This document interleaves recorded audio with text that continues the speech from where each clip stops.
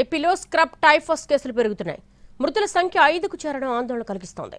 దీంతో లక్షణాలు కనిపిస్తే ఏమాత్రం ఆలస్యం చేయొద్దంటున్నారు డాక్టర్లు. ఇంతకీ స్క్రబ్ టైఫస్ ఎలా సంక్రమిస్తుంది? తీసుకోవాల్సిన జాగ్రత్తలేంటి? ఆంధ్రప్రదేశ్లో స్క్రబ్ టైఫస్ కేసులు అంతకంతకు పెరగడం ఆందోళన కలిగిస్తోంది. ఇది అంటువ్యాధి కాదని, నల్లిని పోలిన బ్యాక్టీరియా కుట్టడం వల్ల వస్తుందని చెప్తున్నారు వైద్య నిపుణులు. కానీ కేసులు ఒక్కసారిగా పెరిగిపోవడానికి కారణం ఏమిటనేది అంతుచిక్కడం లేదు. స్క్రబ్ టైఫస్ బారిన పడి ఇంతవరకు 5గురు చనిపోయారు. విజయనగరం, పల్నాడు, బాపట్ల, నెల్లూరు జిల్లాలో ఈ మరణాలు నమోదయ్యాయి. నవంబర్ 1న పల్నాడులో తొలి మరణం నమోదైంది. చిత్తూరు జిల్లాలో 386కు పైగా స్క్రబ్ టైఫస్ కేసులు నమోదయ్యాయి. తిరుపతి జిల్లాలో 25కు పైగా కేసులున్నట్లుగా చెప్తున్నారు అధికారులు. గుంటూరులో 11 కేసులున్నాయంటున్నారు. నల్లిని పోలిన చిగ్గర్మైట్ అనే పురుగు కుట్టడం వల్ల స్క్రబ్ టైఫస్ సోకుతోంది. ముఖ్యంగా పొలాల్లో, తోటల్లో పనిచేసే రైతులతో పాటు గడ్డి మైదానాలు, తోటల్లో ఆడుకునే పిల్లలు ఈ వ్యాధి బారిన పడే అవకాశం ఎక్కువగా ఉంటుంది.